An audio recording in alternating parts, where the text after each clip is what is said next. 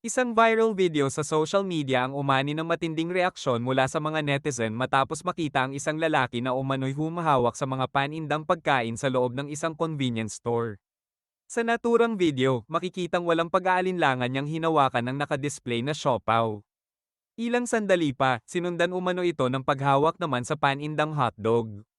Dahil dito, umani ng samut-saring komento ang nasabing video.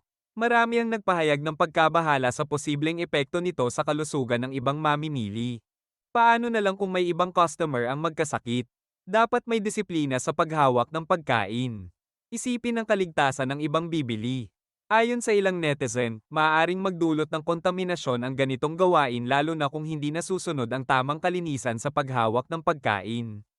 Samantala, ang taong nasa viral video ay kinilalang si Mark Adrian Napiza na sinasabing isang sangguniang kabataan chairman mula sa Santa Cruz, Laguna.